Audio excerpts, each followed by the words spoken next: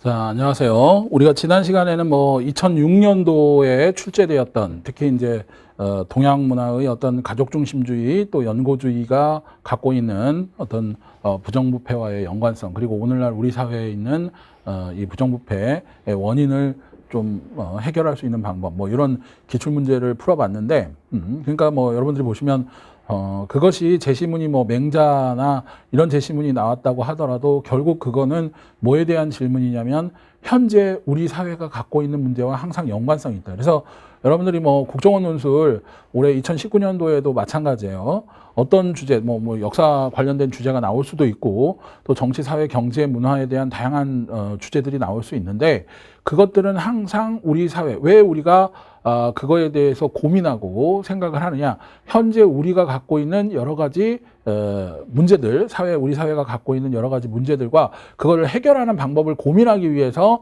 묻는 거기 때문에 그런 연관성들을 잘 파악하시고 제가 첫 번째 시간에도 말씀을 드렸지만 여러분들만의 어떤 해결 방법이나 창의적 글쓰기를 좀 보여주셔야만 합격하실 수 있겠죠. 자, 오늘은 우리가 주제별 테마 논술, 특히 페이지 139페이지 펴보시면 정치경제 부분의 제1회 심화 실전 문제를 한번 풀어볼 거예요. 그래서 물론 우리가 아까 기출문제도 여기에 앞에 주어진 기출문제가 역사 그리고 제가 얘기해 드렸어요. 한국사 논술에서 이제 인문 논술로 바뀌었다고 해서 꼭 한국사 주제가 안 나오리란 법이 없기 때문에 앞에 있는 주제들도 다 공부를 해보셔야 되고 마찬가지로 이 주제별로 정치, 경제, 사회, 문화, 역사 이런 것들로 나눠져 있는 약 12회 이런 거 있는 그 글쓰기도 여러분들이 특히 여기에는 일부러 제시문들을 길게 줬는데 그 이유는 여러분들이 한번 물론 제시문이 짧게 나오도 마찬가지지만 그 내용과 관련된 풍부한 내가 첫 시간에 제가 얘기해 드렸죠. 정치, 경제, 사회, 문화에 대한 폭넓은 배경 지식이라 생각하시고 일부러 제시문을 길게 드린 거예요. 그래서 그런 것들을 좀 따로 공부를 해보셔라. 그래서 교재에 나와 있는 여러 주제들만 좀 공부를 다 하셔도 어느 정도 출제 가능한 주제들에 대해서 커버가 되실 거예요. 뿐만 아니라 뒤에는 또 실전 예상 문제 풀이가 거의 한 16회 이상 있기 때문에 여러분들이 12회 정도 있기 때문에 그걸 한번 보시면서 문제풀이 하시고 그것과 관련된 것들도 다 공부를 좀 하셔야 된다. 자, 우리가 심화 실전 문제 1회차 한번 보죠. 이것도 마찬가지죠. 여기에 이제 정치, 경제 주제인데 과연 여기서 하고 있는 게 우리의 어떤 문제점들을 사회와 연관성을 파악하고 해야 되는데 가장 중요한 건 제가 말씀드렸던 게 1회 심화 실전 문제. 근데 특히 논제 분석이 무엇보다도 중요하다 그랬어요. 특히 그리고 여기서 얘기하는 논제 요구사항을 반드시 파악하셔야 된다. 그래서 이 논제를 보시면 가부터 라, 제시문이 가부터 라가 있는데 사회적 자원의 분배 동그라미요. 뭐가? 사회적 자원의 분배 문제와 관련이 있구나. 근데 모든 여러분들이 이걸 딱 생각해 보시면 뭐가 있어요? 우리 사회에서 심지어 여러분들이 흔히 아시다시피 어떤 정책을 결정할 때 유치원도 마찬가지고요. 이번에 한유총도 그렇고 유치원 개혁이라든가 뭐를 할 때 항상 기득권층과 또 혹은 지역 갈등 혹은 계층 갈등 이런 거가 야기가 되는 건 사회적 자원에 대한 이해관계가 당사자들끼리 얼마나 그러니까 이거는 당연히 모든 사회적 갈등이 야기되는데 바로 이 사회적 자원의 분배 문제가 연관이 있구나. 이런 문제구나 라고 하셔요.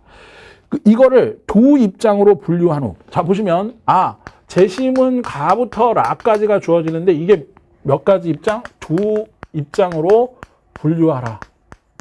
근데 여러분들이 항상 제가 늘 얘기를 해드리는 게 이 두 가지 입장으로 분류를 할 때 가장 중요한 거는 이 두 입장은 무엇이고 그리고 왜 그런 차이가 있는지를 한번 써봐야 돼요. 그러니까 이것도 마찬가지로 뭐죠? 비교 분석을 하라는 얘기야. 공통점과 차이점. 물론 이제 아무래도 차이점에 무게중심이 더 가겠죠. 지난 시간에 우리가 기출문제를 풀어봤을 때에도 나와 다 혈연주의, 가족중심주의 문화의 긍정적 측면, 부정적 측면, 차이점에 더 방점이 찍히듯이 이것도 이제 사회적 자원을 분배하는데 두 가지 입장이 있다. 근데 그 두 가지 입장의 가장 큰 차이점이 뭐냐? 이런 거를 잘 파악을 하셔야만 되겠죠. 그리고 나서 핵심 논지를 밝히고 하나를 선택하여. 자, 이거는 뭐냐면 이제 두 번째는 두 입장 중 하나를 선택하는 거야. 근데 이게 이제 여러분들 뭐죠? 이게 제가 얘기한 본인의 견해. 근데 본인의 견해. 자, 즉 나는 가나다라 중에 두 가지 입장으로 분류하니까 이견에 A, B가 있다. 뭐 우리가 예를 보면. 근데 나는 A를 선택했다. 근데 그냥 선택했어. 마음에 들어서. 이러면 안 되죠. 왜 그걸 선택했는지를 밝히셔야 돼요. 그러니까 여기에는 분명히 이 두 입장에 대한 타당성, 논리적인 타당성 평가가 있고요. 그걸 통해서 본인의 견해, 주장, 논지가 있어야 되고 왜 이걸 선택했는지 근거나 논거 제시가 뒤따라야 된다. 그러니까 왜 이걸 선택했는가. 여러분들이 이제 그 어느 정도 얼추 느낌이 오실 거예요. 지난 시간에도 제가 보여드렸지만 뭐라고 얘기를 해드렸냐면 첫 번째는 그 내가 쓰려는 글의 주제가 무엇인지 논제에 대한 이해가 있어야 되고 그거를 어떻게 해요? 비교 분석하는 거. 이게 뭐라고 그랬어? 여러분들이 기출문제에서도 마찬가지였죠. 혈연주의, 연고주의에 대한 긍정적인 입장, 부정적인 입장. 즉 그거에 대한 여러분들의 논리적인 제시문 분석, 분석 능력을 평가하고 두 번째는 항상 논리적 타당성 평가를 하는 여러분들이 그 중에 왜 그거를 명확하게 이걸 왜 선택했는지. 그러니까 사실 정보라는 게 그래요. 여러 가지 정보가 여러분들에게 주어졌을 때 이 정보를 선택하는 이유가 명확해야 돼. 그러니까 그 명확한 이유, 논리적 타당성을 얼마나 추론을 잘하는지. 그러니까 지난 시간에도 그러한 연고주의가 갖고 있는 게 오늘날 우리의 삶의 태도에 비판적으로 한계나 문제점이 무엇인지 논리적으로 여러분들이 근거를 제시하는 게 얼마만큼 있느냐. 요게 또 30%. 그러면 당연히 여러분들이 그렇다면 하나의 입장을 선택해서 다른 입장을 비판하라. 자, 이건 무슨 얘기일까요? 한 입장에서 다른 입장을 비판하라는 건 제가 아까 지난 시간에도 그렇고 얘기를 해드린 게 비판이 뭐라 그랬어요? 한계나 문제점을 제시하고 그거에 대한 뭐를? 대안을 제시해야 된다. 그러니까 즉 결론은 여러분들의 또 뭐야? 본인의 문제 해결 능력. 즉 여기에 대한 해결 방안을 제시하라. 그런데 중요한 건 여기서는 좀 더 뭔가 여러분들한테 뭐라 그랬죠? 제가 창의적인 글쓰기, 대안이 주. 그러니까 창의적인 글쓰기가 있어요. 그러니까 항상 끝에는 이러한 사회적 자원의 분배 문제 그리고 본질적으로 이렇게 사회적 갈등을 야기하는 문제가 있는데 이걸 해결하는 방법엔 두 입장이 있다. 근데 그중에 하나 나는 이걸 선택했다. 왜 이렇게 선택했느냐. 그렇다면 다른 방법은 이런 문제점과 한계가 있기 때문에 우리가 앞으로 그죠? 우리 사회의 사회적 갈등과 사회적 자원 배분은 이런 식으로 해야 한다라는 여러분의 대안까지. 그러니까 군더더기 없이 완결성 있는 글쓰기를 하려면 여러분들한테 이 논제 분석이 다 되면 논제 파악이 다 된 걸 본론에 적용을 시켜보시면요. 본론 1단락, 2단락, 3단락이 어떻게 구성되어야 하는지가 다 나온다. 그러니까 뭐 딴 얘기로 빠져서 논점 일탈하고 그러실 시간이 없어요. 1500자로 빠듯하게 여기에 나타난 사회적 자원 배분에 대한 두 입장을 정리한 다음 그죠? 그 다음에 두 번째로는 그 중에 한 입장을 여러분들이 선택하고 왜 그걸 선택했는지를 취합하고 그리고 마지막으로 이러한 사회적 갈등이나 분배 문제를 어떻게 해결할 것인지 그거에 대한 대안을 제시하고 이게 어떻게 보면 이것도 마찬가지죠. 지금 현재 우리나라 사회에서 여러분들 뭐 가장 근래에 등장한 문제를 하면 최저임금 개혁 같은 거 그러면 최저임금에 대한 것도 사실은 사회적 자원 분배와 관련이 있는 거예요. 그러니까 지금 현재 우리가 여러 가지 자영업자라든가 소상공인들의 이해관계나 또 최저임금을 받는 비정규직 뭐 이런 사람들의 문제라든가 또 대기업 뭐 다양한 그런 노사 간의 갈등부터 시작해서 복지 문제부터 시작해서 이런 것들 역시 뭐와 관련된 것이냐 한정된 이 사회적 자원을 어떻게 분배할 것인가의 문제가 있고 특히 여기에는 그러니까 여러분들이 노사정위원회나 이런 게 사실은 뭐죠? 우리나라에서도 여러 가지 이해관계가 갈등이 이렇게 있었을 때 그거에 대한 사회적 합의나 절차적 방식 이걸 어떻게 해결 방법으로 할 것인가. 그러니까 여러분들이 이거에 대해서 또 구체적으로 살펴보고 고민해보지 않으면 그거에 대한 대안을 뭐 물론 여기에는 여러분들이 두 가지 입장이기 때문에 찬성 반대 그러니까 뭐 우리가 흔히 얘기하는 최저임금 인상에 대해서도 여러분들이 찬성하시는 분도 있을 테고 반대하시는 분도 있을 거야. 근데 여기서는 제가 뭐 첫째 시간에 말씀드렸다시피 찬성 자체가 중요하고 반대 자체가 중요한 게 아니죠. 그거에 대한 자기 입장과 근거를 제시하는 능력이 더 중요하다. 그렇기 때문에 뭐 찬성했으니까 무조건 만점, 반대했으니까 무조건 빵점, 뭐 이런 식으로 평가하지 않는다는 거예요. 좀 더 객관적이고 합리적인, 그죠? 이런 방안이나 또 창의적인 방안을 제시하는 거라면 찬성하는 답안 중에도 우수한 답안이 있을 수 있고 반대하는 답안 중에도 우수한 답안이 있을 수 있다라는 거죠. 그러니까 여러분들이 그런 결론에 주목하기보다는 그것으로 가는 아까 논리적인 분석 능력이나 타당성 그리고 특히 조심하셔야 될 거라는 게 이 논제에서 요구하는 사항들에 대해서 답안에 완결성 있게 그 내용이 들어가 있는지가 중요하다. 여기서 한 가지라도 빠지게 되면 당연히 감점이 되고 합격권 안에 들기가 힘들다는 거죠. 자. 그렇다면 이제 또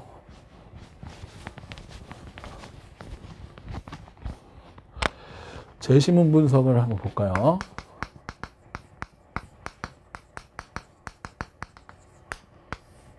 자, 먼저 제시문 가. 이것도 여러분들 가장 중요한 게 핵심 개념을 알아야 돼. 자, 여기에 적법 절차란 개인의 권리를 보호하고 정해진 일련의 법적 절차를 의미하고 실질적인 내용을 실현하기 위한 동그라미요 수단적이고 기술적인 방법을 말한다.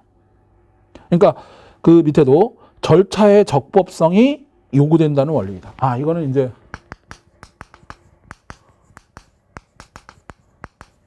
적법 절차라는 게 이제 그 밑에도 이제 나오죠. 주민투표를 실시할 수도 있고, 뭐, 다양한. 그러니까 우리가 첫 번째로는, 사회적 자원 분배가 문제가 될 때, 또 사회적 갈등이 야기됐을 때, 첫 번째 그것을 해결할 수 있는 방법은 무슨 얘기예요? 절차에 의한, 적법 절차에 의해서, 우리가 그걸 해결할 수 있다. 그게 뭐, 예를 들면 지금 뭐라고 나왔어? 주민투표라는 방법도 있을 테고요. 그러니까 여러분들이 이런 등등에 실시하고 그 밑에 상반되는 이해관계자의 참여 없는 적절한 이익 조정이 곤란하므로 어떤 결정을 내리기 전에 밑줄이요 입장 표명의 기회를 주어야 한다. 동그라미요 절차의 중요성은 다른 예로 법정의 분쟁 해결 과정. 그러니까 여러분들이 법에서 왜 절차적 정당성. 그러니까 여기는 지금 가장 중요한 게 우리가 뭐에 대한 얘기야? 사회적 자원의 분배 문제가 될 때는 뭐를 확보해야 된다? 절차적 정당성을 확보해야 한다. 그래야만 그 뒤에도 보면 통제력이 그렇지 못할 경우 당사자들이 소송 결과에 동그라미요 승패에 관계없이 판결이 더 공정하다고 인식하며 그 결과에 승복하는 확률도 높아진다. 그러니까 절차가 정당하고 그 사람에게도 입장을 표명할 수 있는 왜 적법 절차라는 게 있고 절차의 정당성이 중요하냐면 결국 그것이 합의에 이른다고 할지라도 절차적 정당성이 무너진 거에는 사람들이 받아들이지 않는다는 거예요. 그러니까 노사정위원회에서도 막 자기네 맘대로 해버리면 저항이 일어나고 그렇다는 거죠. 그러니까 여기에서 뭐가 나온다? 공정하다는 인식과 더불어서 지금 얘기한 대로 승복 가능성을 그러니까 만약에 우리가 채택이 안 되더라도 충분히 내가 참여를 했기 때문에 그에 대한 뭐를 할 수 있다는 거예요? 승복을 할 수 있다. 내가 지더라도. 그러니까 이런 게 법적인 문제에서도 자기가 지더라도 적법 절차에 의해서 지게 되면 인정을 한다는 뜻이죠. 안 그렇다면 사람들은 그걸 받아들이지 않는다는 거예요. 그래서 이제 여러분들이 그게 이제 가장 중요한 거고. 자, 그 다음에 나를 한번 보세요. 사회집단에서 다수를 선호하는 재화는 한정된 경우가 많으며 분배가 필연적으로 돼 있고 공정한 분배를 위해서는 동그라미요 일정한 규칙이 필요하다. 공정한 분배에 대해서. 자, 그러니까 제시문 나는 일정한 규칙이 필요하다.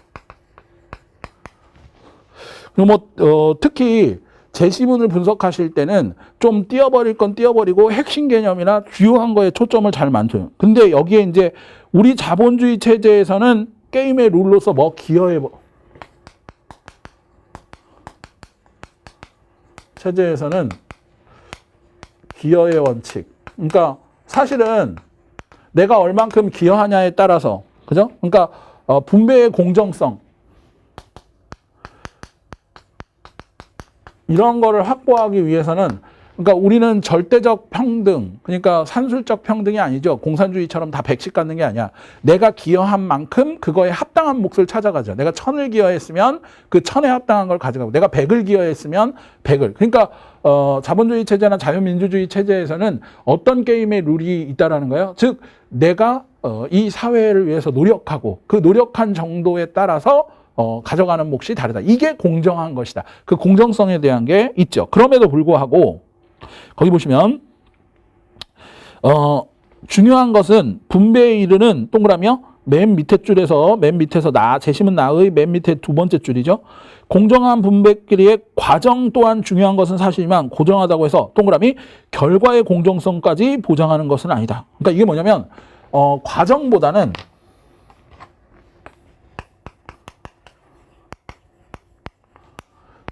결과의 공정성. 그러니까 내가 여러분들이 이것도 중요하다. 기여의 원칙을 아까 제가 얘기해 드린 게 그거잖아요. 내가 1000 기여했는데 100밖에 안 가져왔어. 100 기여 안 해도 100밖에 안 가요. 그럼 나는 부당하다고 느낀다는 거죠.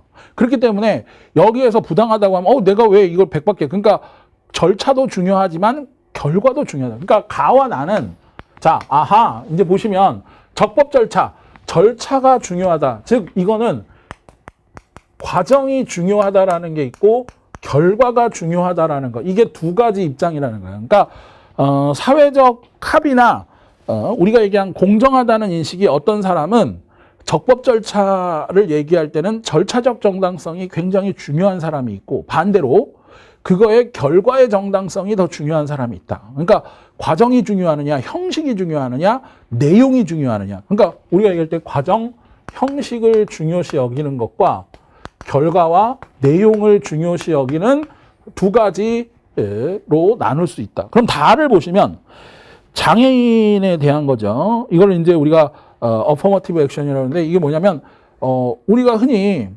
기본적으로 장애우들은 특히 여성, 요즘 우리나라에서 이제 문제가 되는 건 여성 할당제 같이 여성에 대한 이런 것들을 제공하는 게 역차별 아니냐 이런 얘기가 있는데, 그러나 여러분들이 생각을 해보시면 알겠지만 다리가 한쪽이 없어. 근데 다리가 한쪽이 없는 장애우와 그리고 두 다리가 멀쩡한 사람과 같이 달리기 시합을 하는 게 과연 공정한 걸까요? 아니라는 거죠. 그리고 또한 여성들이 현재 가부장 사회에서 여러 가지 기회를 박탈당하고 특히 보이지 않는 유리천장이라고 그러죠. 이사라든가 이런 거 잘 못할 때 만약에 그죠? 공정한, 그러니까 우리가 할 때 공정한 룰이나 게임의 룰로 한다고 해서 그 결과의 보장성이 있느냐? 그렇지 않다는 거죠. 그러니까 여기서도 장애우에 대해서는 당연히, 그래서 거기 뒤에 보시면 사람보다는 돈을 사용하고 장애인을 위해 재원을 얼마나 더 사용하느냐. 장애인의 몫을 맨 끝에요. 공정하게 고려하는 것이 반드시 필요하다. 그러니까 재심은 다도 이거는 이제 장애인이나 사회적 약자에 대한 배려가 필요하다. 자, 그러니까 이것도 이 사람들에 대해서 더 특별히 결과나 내용을 중시 여기는 거죠. 왜냐하면 그 사람들에 대한 특별한 배려가 없다면 그건 과연 그것은 이제 공정하다고 볼 수 없다는 거예요. 그러니까 이건 역차별이 아니고 그 사람들과의 오히려 결과를 좀 맞춰줘야. 그러니까 우리가 보면 우리나라의 최소 생계비 혹은 생활보호 대상이나 이런 사람들이 살아가고 노인이라든가 어린이라든가 사회적 약자라든가 장애인이라든가 이런 사람들은 성인들 멀쩡한 사람들과 같은 경쟁하에 놓을 수 없다. 이거는 절차가 공정하다고 하더라도 그 결과가 굉장히 부당하게 나올 수 있기 때문에 이 사람들에 대한 특별한 배려나 이런 것들은 결코 우리가 생각할 때 공정하지 못한 것은 아니라는 거죠. 그렇기 때문에 재심은 나와 다는 같은 입장이야. 왜냐하면 결과의 공정성 또 내용의 공정성이 중요하다. 마지막으로 라도 보시면 이거는 우리가 이제 아시는 분 아시겠지만 롤즈가 정의론에서 롤즈의 정의론에 같은 건데 분배 규칙의 구체적인 내용은 그다지 중요하지 않다. 첫째 줄에 나오는 내용은 중요하지 않다. 그 규칙이 어떤 과정을 거쳐서 도출되는가 이게 중요하다. 그러니까 재심은 나도 뭐를 그 어떤 과정을 거쳐 규칙과 결과가 산출되는가. 결국 그 과정과 형식이 중요하다라는 게 재심문 나의 입장이죠. 거기 보시면 어떤 분배 방식이 정의로운 것인지 여부는 분배하고 공정한 과정이었는가에 달려있다. 공정을 기하기 위해 동전이나 주사위를 던지거나 하는 것들. 결국 과정 자체가 공정하다고 인식되기 때문에 이런 것들이 가위바위보 혹은 동전 던지기. 그러니까 여러분들이 뭐를 결정할 때 우리 가위바위보로 결정하자거나 이런 거에 대한. 그러니까 그 과정이나 절차에 대한 합의. 요게 중요하다. 그러니까 여러분들이 생각을 해보시면요.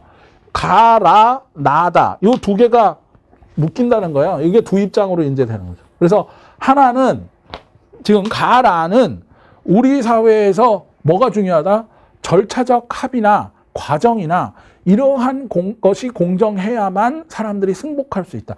사실은 그래서 우리나라에서 만들어진 게 뭐가 있죠? 공론화위원회. 그러니까 이게 뭐냐면 공론화위원회라는 우리 사회에서 이슈화되는 문제들을 그래서 사실은 원전 문제에 대해서는 아주 좋은 해결 방법이었죠. 그래서 그것이 원전이 지금 현재까지 있는 것들에 대해서는 존속을 하되 앞으로는 더 늘리지 않고 점차 원전을 줄여나가자. 이거는 사회적 합의에 아주 잘 이르렀어.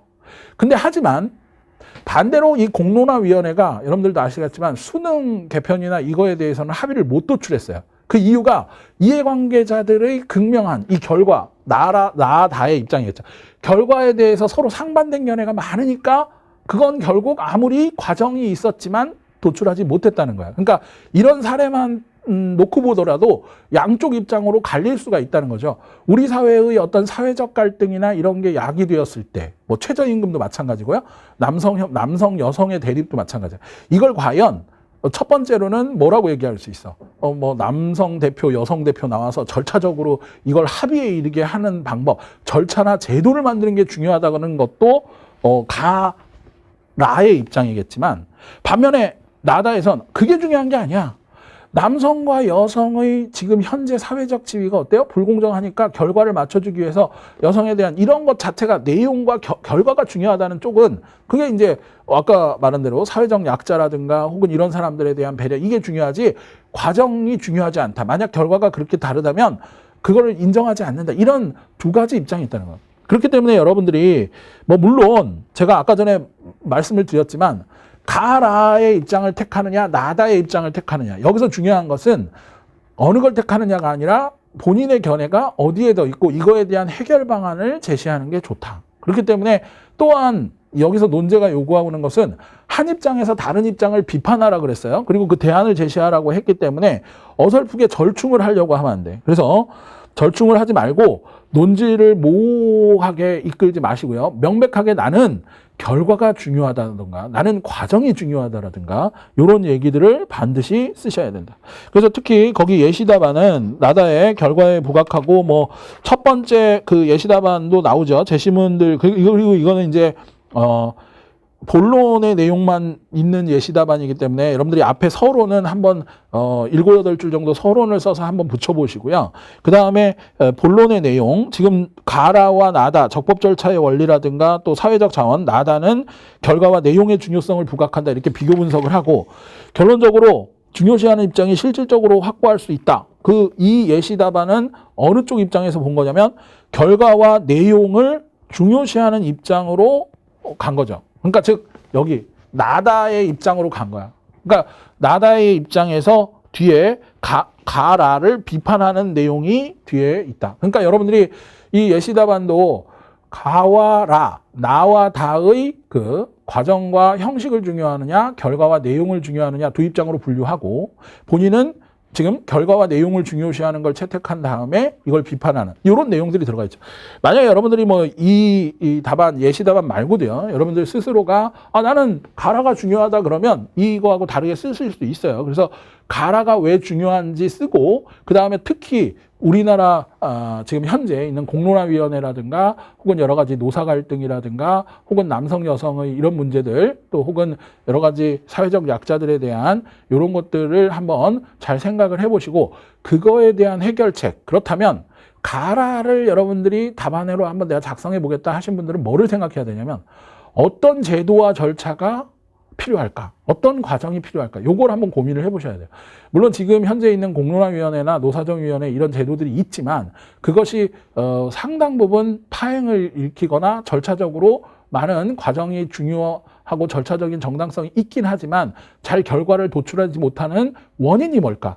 그러니까 그거에 대해서 여러분들이 한번 조금 더 심도 있게 생각을 해보시고 그거에 대한 보완 방법을 같이 병행해서 써주시면서 나는 가라. 이 절차적 정당성이 중요한데 공론화위원회나 노사정위원회 또 최저임금 합의 뭐 이런 사회적 합의 우리가 소셜 컨센서스죠. 이 사회적 합의를 이끌어내기 위해서는 이러이러한 보완이 필요하다는 자기의 어떤 해결 방법을 좀 첨부해서 답안을 작성하시면 돼요. 그래서 아까 전에도 말씀드렸지만 나다를 택하느냐 가라를 택하느냐가 중요한 게 아니라 그거에 대한 나의 견해 그리고 그 해결 방법을 찾을 때 그 이후에 우리의 사회적인 그 합의나 자원 분배 그러니까 지금 현재 우리나라 사회에서 일어나는 뭐 80, 90% 이상의 사회적 갈등이 바로 이 사회적 자원의 분배 문제와 연관이 있기 때문에 그런 사례들을 한두 가지 들고 나의 대안을 해서 1500자를 반드시 한번 써보시고요. 그래서 미리 한번 써보신 분들은 한번 비교를 해서 다시 한번 고쳐쓰기 해보시고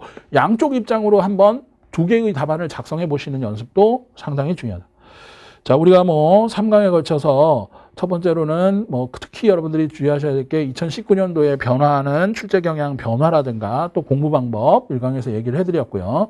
또 2강에서는 우리가 2006년도 기출문제를 가지고 이런 유형으로 이제 출제가 될 거니까 어떤 비교 분석이나 또 논제 분석을 통해서 답안을 작성하는 방법 뭐 물론 한국사 문제가 출제될 수도 있지만 또 이제 한국사 논술이 아니기 때문에 인문 논술 다양한 영역들 우리 교재에 정치, 경제, 사회문화 다양한 영역들 글쓰기 제가 첫 시간에 말씀드렸죠. 한 3번씩 첨삭이랑 글쓰기 연습을 해보시고 또 폭넓은 배경 지식이나 읽기 자료 활용하시고 또 마지막으로 이제 심화 실전 문제 풀이 뒤에 예상 문제 풀이 같은 것들도 한번 두세 번씩 그래서 사실은 일주일에 한두 문제씩만 고쳐 쓰고 하더라도 거의 뭐 몇 개월이 걸리실 거예요. 그래서 교재를 충분히 활용하셔서 다양한 글쓰기를 해보시고 아마 4월, 5월쯤 여러분들 뭐 온라인이나 혹은 오프라인에서 제가 또 첨삭 강의 할 때 한번 실제 본인 글을 그때 이제 혼자 연습하던 걸 나중에 온라인으로라도 첨삭을 한번 받아보시는 게 더 좋으실 거예요. 네, 그러면 그동안 수고가 많으셨고요.